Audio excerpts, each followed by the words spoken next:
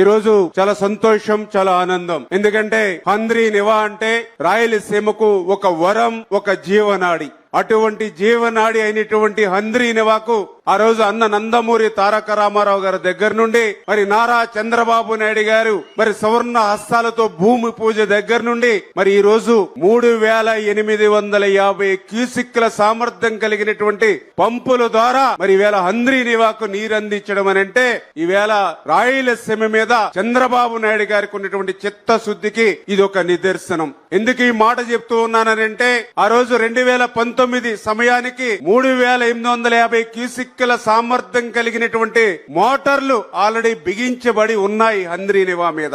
ఆ రోజు అధికారంలోకి వచ్చినటువంటి ముఖ్యమంత్రి 2020 కల్లా హంద్రీ నివాను వైండింగ్ చేసి లైనింగ్ చేసి ఆ 3850 క్యూసిక్లు నీరు ఇస్తానని ప్రగల్భాలు పలికాడు. ఒక సంవత్సరం కాదు కదా, 5 సంవత్సరాలు 2019 నుంచి 2024 వరకు 5 సంవత్సరాల్లో హంద్రీ నివా మీద ఒక తట్ట మట్టి తీయలేదు, హంద్రీ నివా మీద ఒక్క రూపాయి ఖర్చు పెట్టలేదు, హంద్రీ నివా మీద ఒక్క అరబస్తా సిమెంట్ పని చేయలేదు. పనులు చేయకపోతే చేయకపోయాడు. ఇంకా ఎంత అన్యాయం అని అంటే ఆ రోజుల్లో ఏదైతే ఆ యొక్క మోటార్లకు అయినటువంటి కరెంటు బిల్లులు కూడా బకాయి పెట్టినటువంటి వ్యక్తి ఆ రోజు ఉన్నటువంటి ముఖ్యమంత్రి. అంటే నాకు తెలుసుండి నేను పరిశీలించిన దాని మీదట ఈ యొక్క రాయలసీమకు ఏ ముఖ్యమంత్రి చేయనటువంటి ద్రోహం దగ జగన్మోహన్ రెడ్డి చేశాడనే దానికి హంద్రీ నివా యొక్క ఉదాహరణ అని చెప్పి సందర్భంగా తెలియజేసుకుంటూ 5 సంవత్సరాల్లో ఆయన చేయనటువంటి పనిని